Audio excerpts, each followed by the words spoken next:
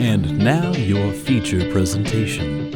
It's Filmsplaining with your host, Martin Strange. Thank you, Paul. Hello, everyone. Hello, and welcome to another edition of Filmsplaining. I'm your host, Martin Strange. This is a podcast where I teach you how to watch movies. And if you don't know me, I'm a writer, editor, and composer. But most importantly, I'm a lifelong fan and student of cinema. And on this show, I talk about movies that I love, why I love them, and why you should love them too. Today, I'm talking about two films that I like a lot. One of them is actually maybe one of my favorite films ever. If I had to make a Desert Island top 10, this movie might be on it. This is part one of a two-part episode series kind of deal. I don't know what I'm calling it yet. I guess it's a two-parter. Let's leave it at that. It's a two-parter, and it's all about comic book films, but not the kinds of comic book movies that you're probably thinking of. I'm not going to talk about guys wearing capes running around and punching each other. This is no MCU, DCU, big budget superhero IP concept. The movies that I'm talking about are based on comics that are far less well known. They're about films that are based on underground comics, indie comics, stories that were written more in kind of the tradition of literature. Because a lot of people out there don't really even know that other comics besides Batman and Superman and Spider-Man exist. But they do. There's lots and lots of great, interesting stories that are told in the comics form. And I'm doing this for a couple reasons. One is that both of these movies I feel are largely underseen and underappreciated, and I want more awareness for them. And the other is that I'm personally like a lifelong comic book guy. I grew up reading comics. I used to draw all the time when I was a kid, and I would draw panels from comic books that I loved. And I took kind of a long break of reading comics in my teens as I got into other stuff. And then kind of in my early to mid 20s, I sort of came back to reading comics and found a lot of cool stuff that I was never exposed to before, that I didn't even know existed. One author and cartoonist in particular that I discovered during that time was Daniel Clowes, who is a cartoonist from Chicago, was sort of the de facto face of underground comics in the 90s and early aughts. Probably the most well-known of like indie cartoonist guys during that time period. And two films that were based on his work, and actually both of them were written by Clowes himself. He adapted his own work to the screen. A movie called Ghost World and a movie called Art School Confidential. Both of these projects were conceived of by Clowes and the director Terry Zwigoff. They both kind of collaborated together for adapting the comic books to film, and both of their sensibilities and their styles are kind of like going hand in hand here in these movies. Terry Zwigoff is not a very well-known director. He's only made 5 movies, I think, in his entire career. One of them was a documentary about another cartoonist, Robert Crumb. So he's very obsessed with cartoonists and artists, and he's really interested in seeing how these people work and putting a lens on those kinds of stories.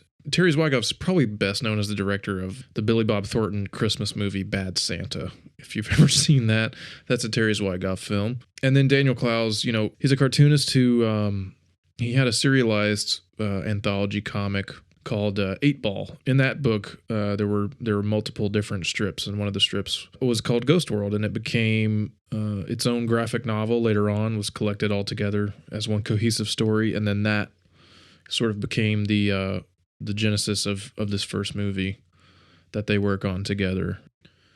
So these stories are about misfit, weirdo outsiders. Clowes often deals in his work with teenagers, and especially like weird kind of out of the box teenagers who don't really seem to fit in anywhere and don't really, they're not the popular kids. The themes of his stories are all about disillusionment with the world around you and alienation from everyone else around you, isolation. And he does this through this weird kind of lowbrow exploration of human behavior and of the way these, often young people, often teenagers, move throughout the world. A lot of the stories are about just, kids who don't really care about anything and don't want to be bothered, and they just want everyone else to understand that. And I gotta say, as one of those kids, I really not only sympathize, but I kind of, I see myself in some of these kind of stories, and it struck a chord with me. These comics, both the comics and the films, are kind of characterized by a bit of surrealism, a bit of dark, dry, deadpan humor, my personal favorite kind. And yeah, they're dealing with the angst of adolescence and the angst of being a teenager, graduating high school, not knowing who you are, not knowing what your place in the world is. There's a slightly kind of nihilistic, cynical worldview that sort of permeates this whole area that he's working in. Yeah, surrealism again. Clowes was actually often compared to David Lynch early in his career because he was kind of combining these like weird kitsch elements of suburbia with elements of horror and sci-fi. So I think these films have toned that down quite a bit. They're really just more focused on the characters. It's really more about weird kids trying to figure themselves out and trying to figure out if the world around them has anything to offer, or if it's even worth it. The film Ghost World, released in 2001, it stars a very young Thora Birch and Scarlett Johansson as best friends who are graduating high school. Steve Buscemi plays a very pivotal, important character, and Ileana Douglas is also in this film. It's a pretty small movie, but again has incredible actors, and this is really like a jumping off point, especially for Scarlett Johansson. In the commentary, I heard that she was like 14 when she gets the script for this movie. I think Thora Birch is like 16 or 17 when they're making this. It's your kind of classic coming of age movie, but almost in like just shot through a completely different like alternate reality lens, because there's no real like sweetness or sentiment that you get often with those kinds of movies. It feels a little cynical and a little like hopeless at times, but it's insanely entertaining. It's so funny. This movie is so funny, especially to me. I remember first seeing it, I checked it out at the library. Based on the cover alone, it was just a white blank background with Thora Birch and Scarlett Johansson dressed in these weird outfits, and it said Ghost World, and I read the back of it, and it sounded fun and interesting. And I guess I must have seen the film first, because then I went and looked for the graphic novel. I got the graphic novel at some point and became obsessed with Daniel Clowes and his work. He instantly became my favorite cartoonist. He has this way of rendering like something grotesque, but in this classy kind of kitschy pop art way. Everything about the way that he draws and the characters that he creates is fascinating and interesting to me. For these movies, I'm going to kind of fully break them down in order to talk about them. So if you're a person who hates spoilers or anything like that, I would recommend you go watch the films and then come back and listen to the conversation. However, on that note, I will say that neither of these movies are particularly heavy on plot. It's really just kind of more of a character exploration, and the characters just kind of get into situations. So there's really nothing. There's not that much that could be spoiled per se. There are no twist endings or any kind of like big reveals that could be ruined for you, because they're hangout movies. They're coming of age, slice of life movies set in this weird kind of reality that is ours, but also seems like kind of slightly left of ours. So Ghost World begins with the characters of Enid, played by Thora Birch, and her best friend Rebecca, played by Scarlett Johansson, are graduating high school.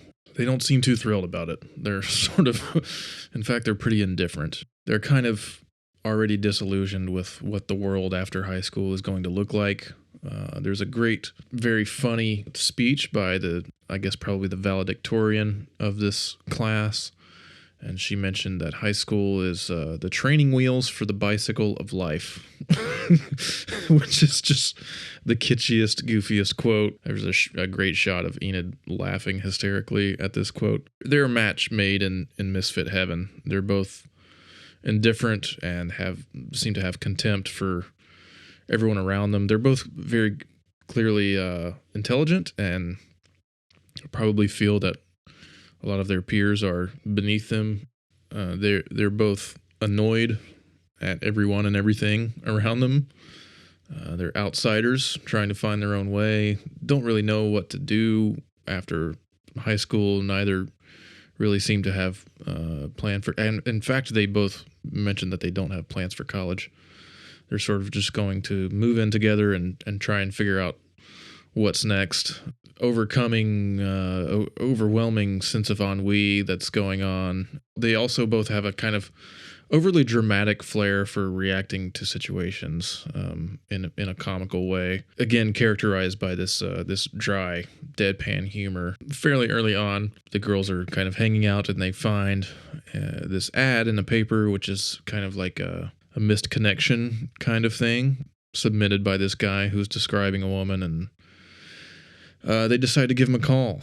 They decide to play a little prank, and they get this guy's answering machine. They leave him a message pretending to be the woman and suggest that he meet them a local 50s diner called Wowsville, which happens to be not really that much of a 50s diner at all. It's sort of just in name and vague appearance only.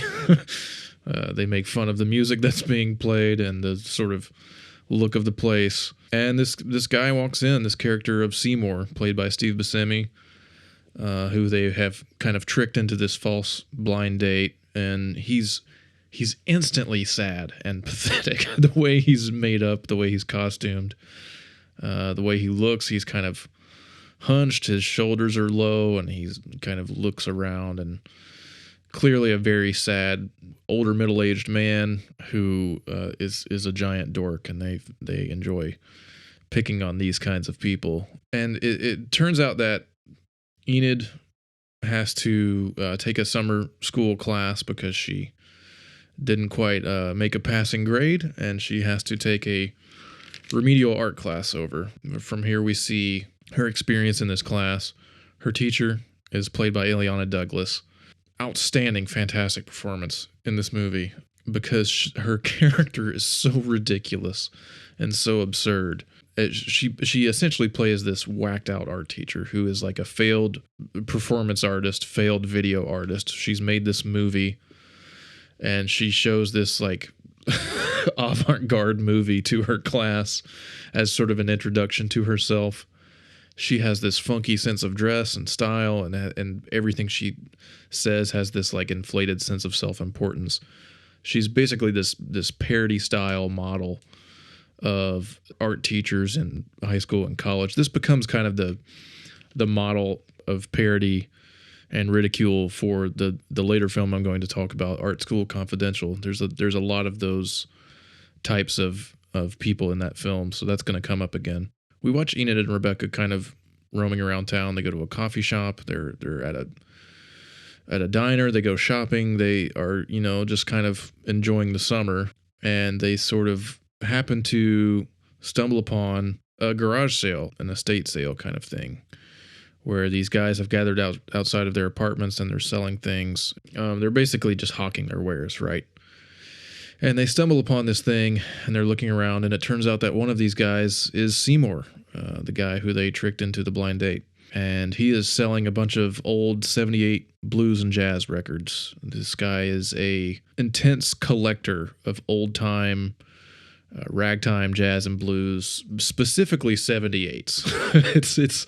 It's such a niche thing that is included here by the director Terry Zwigoff, who is a collector of those records and famously doesn't listen to any music that was made after like 1942 or something, as mentioned by Thora Birch in the commentary on this film. And they sort of strike up a conversation. It turns out Enid is into records, and she's looking for old Indian garage rock records. The film actually opens with a fantastic song that is like this Indian like garage rock song from the 60s, and she's dancing to it. Anyway, he doesn't have any of those, but he gives her a record that is like country blues standards, and sort of just to try and kind of get her on her way and kind of introduce her to this thing. And then Enid and Rebecca are having coffee or something somewhere later, and she mentions that Seymour is actually, she says he's the exact opposite of everything I hate. And in a way, he's such a clueless dork that he's almost kind of cool, which Rebecca categorically denies as him being cool. But here we can start to see that Enid is beginning a fascination with this guy. She's interested in him. She's curious about who he is and how he got this way, and starting to maybe see someone who's similar to herself. Shortly after this, Enid decides to dye her hair green and wear a leather jacket, and she's entering a kind of punk phase. She seems to be searching for some, authentic way to express herself and trying to fit in, or actually trying to fit out. If she's going with the punk route, she's sort of rebelling against everything around her. This is kind of the beginning of, we start to understand that Enid does not want to grow up. She doesn't want to, mature. Rebecca seems to be kind of the responsible one of the two, and she's talking about things like, hey, we need to go look at apartments, and maybe we need to go shopping for dishes and silverware, and also I'm getting a job. I just got a job at a coffee shop. She's putting all of that off. She doesn't want to take part in any of it yet. But then, the girls go to this zine shop, which, a zine shop, just imagine that. What a relic of another time. It's actually a really cool spot in the movie. But anyway, these guys, these assholes at the zine shop make fun of her look and her hair and everything. And she's like, they just don't get it. And she goes back and immediately dyes her hair back again after being misunderstood. We see Rebecca working at her job. She has to deal with a lot of weird, unruly people. There's this guy who gets a free coffee every day by Googling or looking up what the question of the day is. And Rebecca's, she's worn out, and she's starting to mock the what she calls the creeps, losers, and weirdos, to which Enid responds, but those are our people. So we're starting to see the beginnings of kind of a rift between the two girls. Enid starts spending more time hanging out with Seymour and trying to figure out what he's all about.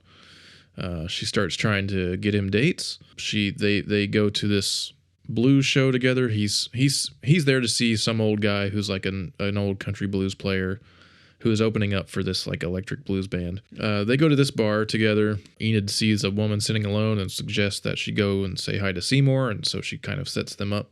Seymour is very clearly out of practice and does not really know how to talk to this girl. She's kind of fascinated by the electric blues band that goes on afterwards, who are a complete caricature. They're a complete farce what blues music is, especially to somebody like Seymour, because everything they're playing and singing is utterly ridiculous and over the top. And, there's these white guys singing about picking cotton, and it's kind of absurd. Enid happens to catch her reflection in the mirror of the bar at this place, and she takes her hat off and sort of straightens her hair, and there's this beautiful, really sweet, but also kind of tragic moment where it seems like she catches her reflection and she sort of realized that maybe her outfit is a little childish or something, and she seems to kind of like straighten herself up. She even straightens her posture. It seems like she's trying to sort of maybe start to look more adult, more mature. There's a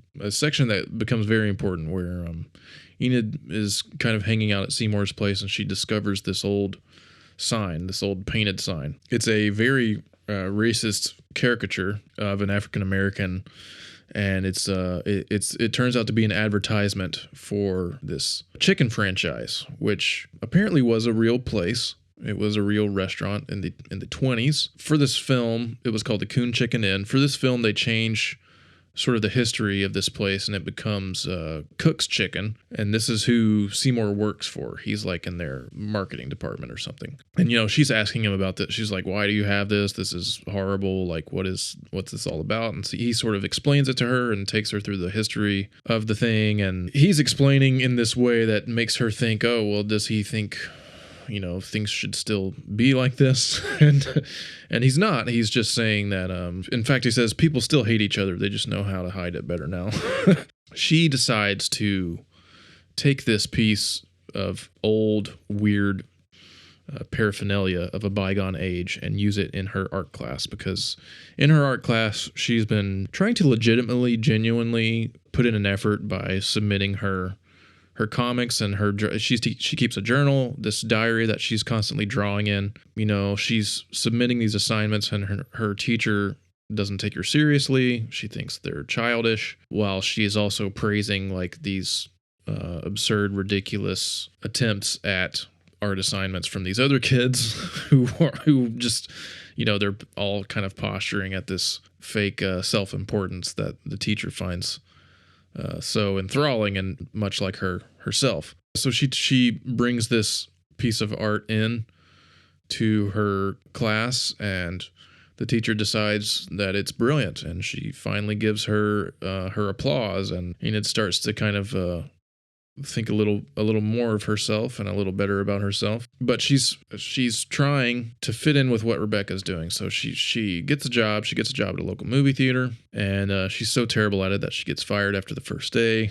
And so the girls have to have this yard sale because they have no money. Well, Enid has no money. Rebecca's still been working at the coffee shop. Rebecca picks up this hat while they're having this yard sale, and she says, "Oh, I remember this. This is from your little old lady phase." So this is kind of implying that Enid sort of often goes through these phases. She's gone through many changes in her taste and her style and her presentation to the world. She seems like someone who's trying a lot of things out, trying to find their thing, their niche. This is part of the film that I love. This is one aspect of it that really speaks to me, because I did this myself, especially in my 20s. I went through a lot of different phases of things that I was into, and I was trying to find a way to express myself and a way that felt true and authentic to me, and also, trying to interest other people. So this is a theme that we'll come back to, not only in this movie, but in other ones that I'm going to talk about in this two-parter. But, this kind of we sort of start to see the friendship coming apart at the seams. This is the sign that they've kind of started to grow apart a little bit and going their own separate ways. Enid is kind of refusing to sell anything at this yard sale. She's kind of trying to hold on to everything and holding on to her childhood, and Rebecca is sort of growing up and being responsible. Enid's been spending more time with Seymour and, trying to kind of play matchmaker for him. Seymour does finally start dating a woman. Enid kind of becomes jealous and realizes like maybe she has some feelings for him, or maybe she just kind of wanted to keep him to herself to run around with and have someone to talk to, because she's growing more distant from her real friend. It's at this point where kind of in the third act, and Enid's world sort of starts to crumble. She has a big fight with Rebecca. They're not agreeing on anything, and her dad who is brilliantly played by Bob Balaban, I should mention. He's very funny in this movie. His girlfriend, Maxine, who was actually an ex, who they've gotten back together, and she's going to be moving in with them. Enid is not happy about this because she wants to keep the relationship between her and her dad the same as it has been. She was actually offered a scholarship by her teacher after her brilliant found art project was so well received. But then it turns out that when the piece is actually presented, they have this kind of big thesis show at the end of the semester, and the parents are not too happy about this giant racist painting that Enid has presented as her project, and so they revoke her opportunity for this art scholarship after the disaster of the show. So Enid is kind of at the lowest point. She goes to Seymour and is sort of begging and pleading with him to be there for her, and she wants someone to listen and to talk to, and they, in a weird move, end up consummating this strange kind of friendship, relationship, affair situation that they've been going through. And it should be mentioned right here that she is of age. That doesn't make it okay.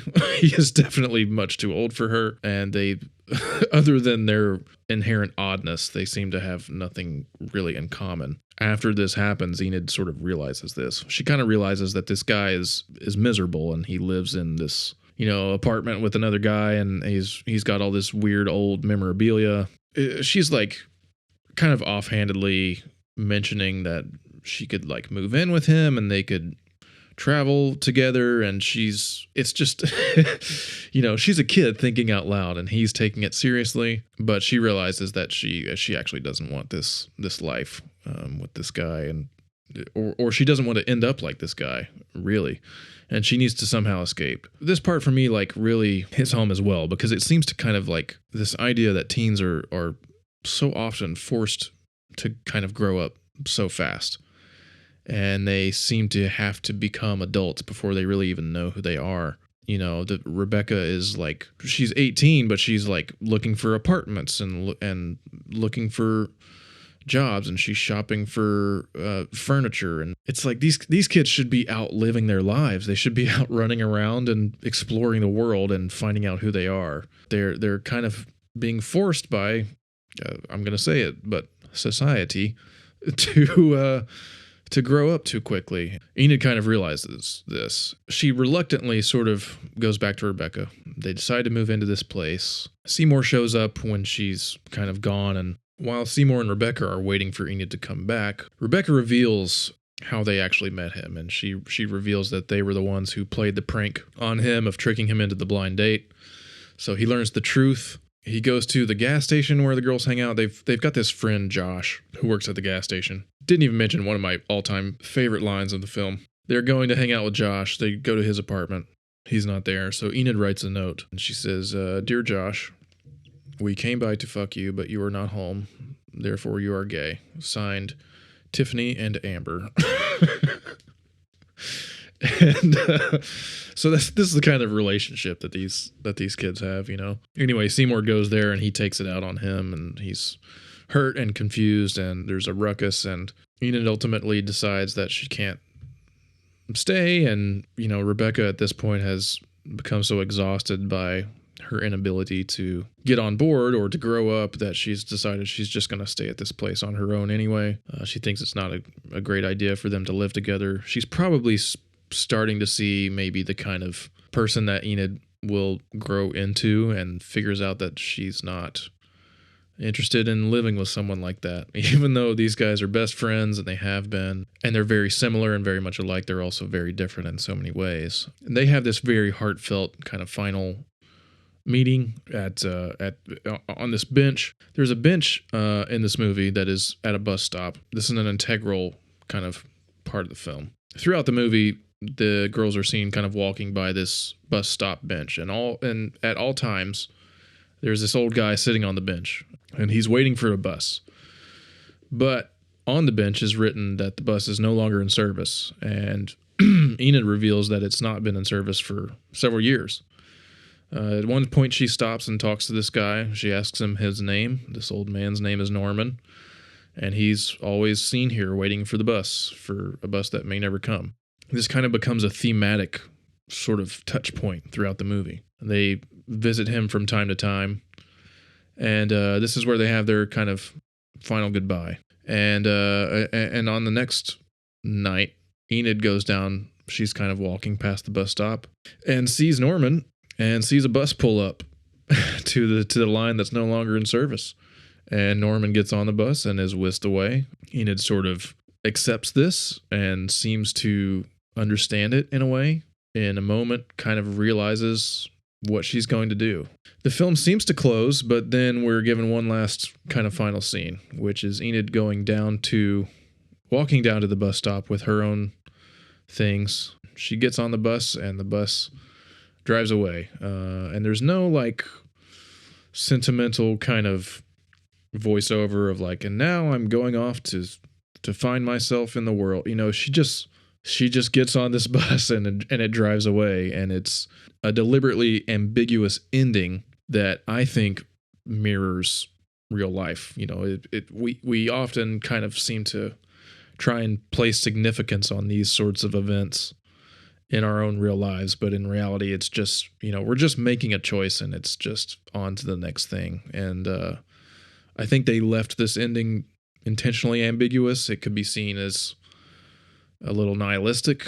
Maybe she's going to go off and disappear and no one will ever hear from her again. Or maybe she goes and ends up hooking up with some kind of art crowd somewhere and finds her people. It's left open to her interpretation, which I think is a really beautiful way to end the movie. After all the kind of deadpan humor and making fun of everything, it ends in this way that's kind of sweet. Scarlett Johansson said of this movie that it speaks to a lost generation that seemed to be sort of identityless, and that part I really resonate with as well. When she's talking about the ending, she says it's a really bittersweet crossroads where your life is starting to feel different and unfamiliar, but you're just waiting for the bus because you're just gonna go with it, and that really is how it ends. Yeah, I love this movie. I'll go ahead and say, if you're gonna watch this film, there's some dialogue in this movie that has not aged well, and I think that's one of its biggest critiques today. There's a difficulty in really liking somebody's work, like Daniel Clowes for me, while also having to contend with some of the ways that he writes his characters. Some of the language he chooses to use, much of that is still reflected in this film.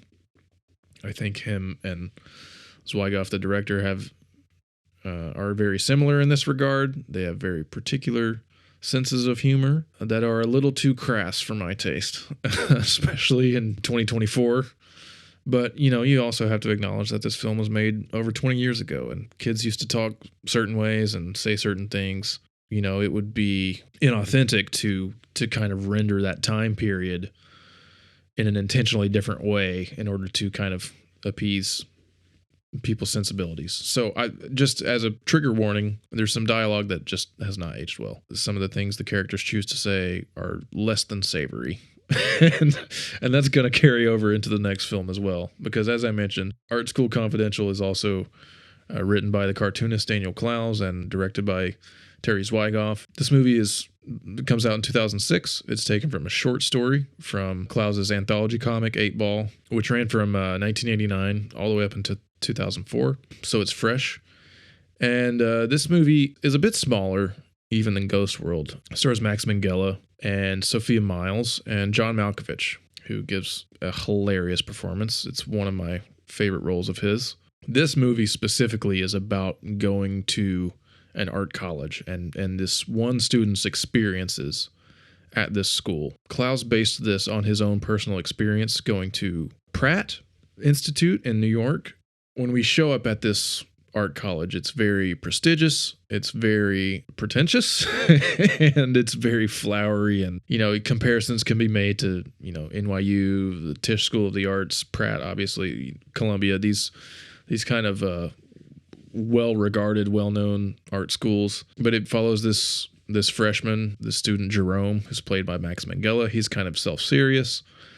He wants to be the greatest artist of the 21st century, and he starts school at this college, which is called Strathmore. And we see this swath of archetypes, young art students at this school, especially in the opening montage. We're seeing kids get dropped off, and they all have different fashion choices, and one kid has a guitar case, but it falls open and all that falls out of it is like weed paraphernalia. There's not even a guitar in it. It's just like drugs and trash and miscellaneous refuse. There's very clearly established stereotypes of each student at this place, and specifically there's a scene early. Jerome is going to his first life drawing class and meets this guy who is kind of breaking down each person in the class based on their appearance and kind of the way they present themselves and what they look like. And he's sort of like Riley, but also kind of being an asshole, describing each individual student and kind of which stereotype they fit,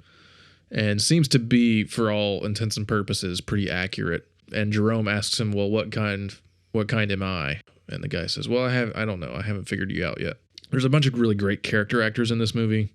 and really funny people. Nick Swardson is in this movie. This is kind of right before his big stand-up moment. Ethan Suplee, the big guy from My Name is Earl, plays an important role. They're all roommates. Him and Swardson's character and Jerome, our main character, they play through roommates. And Ethan Suplee is a film student. He's trying to make this movie. He's a total jackass in the way he speaks and stuff. Swardson is playing a closeted gay character. This is going back to kind of the less than savory aspects of Klaus's work. He's not the most sensitive at rendering young people, and these are very much stereotypes of a lot of these characters, and they're kind of pretty rough ones. So, you just have to kind of like bear in mind what was acceptable and not at the time. Essentially, this film is a scathing satire. It presents every teacher at this school as stuffy and pretentious and absurd. They're all just caricatures of real people, and there's this inflated importance of art and what it stands for, what is considered good and what is not considered good. I thought a lot about a particular episode of It's Always Sunny in Philadelphia when I was watching this movie. It's the episode where the gang has an art show for Charlie at the bar. And by the end of it, Dennis is talking about, he says something like, well, what is art? Is good art only good because the right people say it is? Yes. And that's exactly the idea that I thought of when watching this film. And if you watch it, you'll kind of understand, like this school is kind of this tiny microcosm of artist culture. And if you've ever even like been around these types of people in college. I mean, I took a lot of art classes when I was in school because I've always been drawn to it, and I drew and painted from a very young age and have always been a visual artist. And, you do meet some strange, odd characters. It's a medium and a pastime and profession that draws weirdos and outsiders and people who aren't good at sports or math. So this movie is very good at like kind of setting the scene as far as what that looks like, and especially in 2006. All the stuff that is celebrated in the film by the teachers, specifically by John Malkovich's teacher Sandy, is like derivative nonsense. It's all like copied and pasted, or it's like intentionally designed to provoke without having anything to actually say. From an early on point in the film, there's this student in class with Jerome who's about 2 feet taller than everyone else and looks older, and he's putting up these paintings that are so childish and so mundane and have no sense of depth or any kind of emotional. They're just like pictures of a guy in a car, and it's like painted purple, and there's like a tank in the second one, and this is the guy that sort of becomes the superstar of the class. Jerome's teacher, played by John Malkovich, is sort of, he brings up this guy, explains to the class why his work is interesting and great, even though it's complete and total garbage. He's critiquing Jerome specifically. At one point he says he's trying to sing in his own voice using someone else's vocal cords, which is just the most fucking pretentious thing I've ever heard someone utter. While also there's a pearl of truth to that, because Jerome starts trying to kind of copy everyone else in the class because his own work, which is actually quite good, it's similar to kind of Klaus's cartoons. It's not being taken seriously. This is kind of what I was mentioning with the character from Ghost World, the art teacher there. In this film, that one scene is what this entire film is about, and it's about the microcosm of that world, of being in the art world and the art college world. Jerome kind of falls for the life model in his drawing class. She's this beautiful girl played by Sophia Myles. He gets to talking to her, and it turns out she's really interesting, and she knows all these people around. And then it turns out her father was like a famous pop artist, and she invites Jerome to go to a show with her. And they're hanging around, and he's really starting to fall for her. She ends up kind of hanging out with the other guy, the doofus who paints the cars and the tanks, because he's a big, strapping, attractive guy. At one point, Jerome goes home, I guess for probably the Thanksgiving break. There's a big important show at the end of the semester coming up. We see Jerome when he's at home with his family. He's kind of the black sheep of the family. They all sort of make fun of him for going to art school, and his brother's like, "Oh, so are you going to get a job as a painter?" Referring to him like painting houses or something. So Jerome is clearly not taken seriously by anyone. The B plot to this movie, something that's going on the entire time, but is only kind of occasionally seen or hinted at because it's very much in the background of everything else, is that there's a serial killer stalking this campus and he's killing women. Jerome happens to meet a faculty member, an old teacher who his buddy takes him to see to kind of get some inspiration and kind of sort of tell it like it is. And basically this guy, he's washed up. He's a brilliant artist, but he's never been taken seriously. He's never been given a chance. He has all these dark, strange paintings around his place. He essentially tells Jerome that he has no hope for the future and as an artist, and he should give up and go to business school. Everyone's saying that they're gonna go to business school instead. And Jerome's searching. He's trying to get a good grade, right, in Sandy's class. He's trying to get his name out there and be in good standing, and he wants people to take him seriously. Eventually, he goes to see Sandy. At this point, we see John Malkovich's character, Sandy, as a true failed artist because his apartment, which he shares with, I guess, his sister or someone, there are these horribly childlike paintings of triangles that are very plain and boring and primary colors, or maybe there's like 3 colors and there's different triangles, and he takes them very seriously. And Jerome asks him how long it took him to, or no, he says, Sandy says, "Ask me how long it took me to paint like this." And he says, "How long?" And he goes, 25 years. And Jerome's kind of going, "Oh, wow, yeah, triangles." And he's like, "How long have you been painting triangles?" And Sandy says, "I was one of the first." So again, we're just like, we're seeing this comical send-up of all these like authority figures in the art world, and I guess teachers that Klaus probably had that he despised because of how just kind of silly and absurd they were. And it really shines a light on how absurd that whole world is too. I mean, speaking as someone who, I was trying to be a painter for a short time, and you're trying to get shows and you're trying to get your art up for people to look at, and you have to jump through all these hoops and you have to convince people that you're good, and it has to be something that has appeal but is also off the wall and interesting and not like everything else. And it's a lot about schmoozing, and it's a lot about who you know. And in fact, the other teacher figure, the alumni faculty guy who has all the dark paintings, he says, this business is entirely about who you know, not what you do. He tells it as it is. There's this very clear idea that all these professors are failed artists, and they all wanted to be the next Picasso, and they sort of have given up and seem to think that becoming a working artist is an impossibility.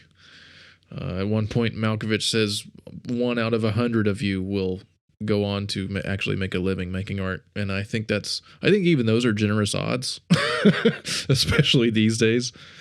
I can't imagine what this movie would be like made in the social media age, because there's just no comparison to what it is like now as to what it was even then. I mean, at least then you could speak to actual people, and you could there were proper channels and means with which to go through in order to get your work seen. And now it's in 1000% online, and if you can't break through that fog to get your work seen by the right people, it's practically hopeless. Are you sensing a theme? Like maybe I have some kind of experience with this sort of thing, maybe? I'm going to skip ahead here because I could get lost in the weeds on this film. Jerome, he takes up smoking. He's looking very weary and anxious, and he's at some point just kind of completely disillusioned, right? And he ends up stealing the paintings of this old faculty member character who he's been going to see to try and get advice. He ends up just using his work. So he plagiarizes whole cloth. These paintings are of brutal killings of women. They're very detailed. They are cartoonish, but they are very ghoulish, and they even include bits of like ephemera attached to the canvas, memorabilia from the killings. basically it becomes obvious that the killer was this old teacher. He's retired from teaching art and moved on to serial killing, I guess. His apartment burns down. He falls asleep. Jerome attempts to put out a lit cigarette in his apartment. He takes the paintings. The guy's apartment burns down with him in it. The serial killer is gone. He's dead. There's no suspect. But the police, who have been investigating this scenario through Jonah, who is the tall, handsome doofus artist in Jerome's class, turns out he's an undercover cop.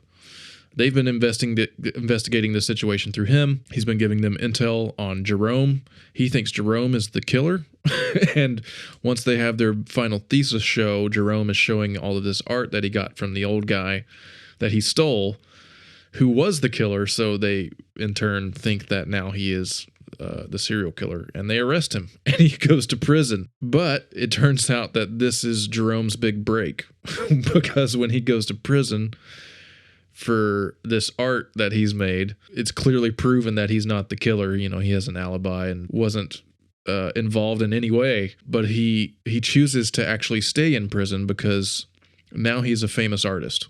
And now people want to buy his paintings. And so he's kind of living this life of like, well, he's living in prison. He's a criminal, even though he has there's this lawyer at the end who's like, yeah, we can get you out of this situation. You don't have to stay here. But he's content with being a famous artist and living in jail. I guess it's better than not being famous, which is a really funny, like, commentary on the whole nature of this thing, right? It's almost as if Klaus is saying, like, you know, people care more about being important and having accolades than they do about their personal well-being and being able to live in the world as a free person. And also it turns out that the girl he was sweet on, the life model, Sophia Miles, she finds out that Jonah, the guy she was hanging around with, was a cop. She feels like an idiot, and she's like, oh my God, I've been an idiot. And she goes to Jerome. She visits him in prison, and they have this very sweet, like, they have the romantic moment of each of them are kissing on the two pane glass on either side of each other while he's in his orange jumpsuit. And that's how the movie ends. Art School Confidential, really fun one.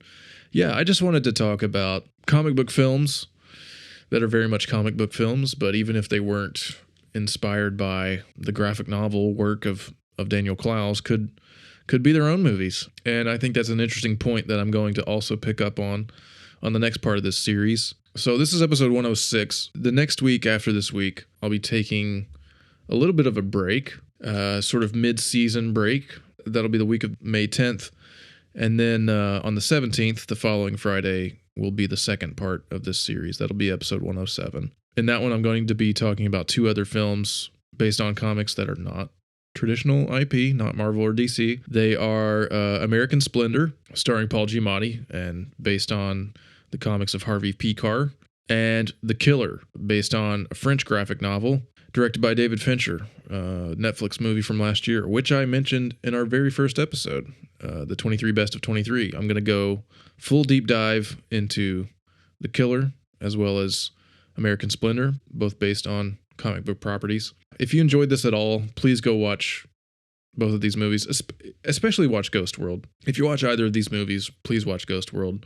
It's fantastic. It's a very important film in the careers of everyone involved, especially Scarlett Johansson and Thora Birch. Great Steve Buscemi performance, beautiful score, and killer soundtrack. And it's a relic of a lost time. In fact, like you'll see a lot of kids walking around these days dressed kind of like the teenagers are in this movie. They sort of like unintentionally hit on this fashion moment in this film and became cult icons in that way. Anyway, I hope you enjoyed this one. Again, next week we'll be off. We'll see you again on the 17th for part 2 of this conversation. And I'll have Paul take us out. As always, happy viewing. This has been Filmsplaining with Martin Strange. We hope you enjoyed the show. Till next time, happy viewing.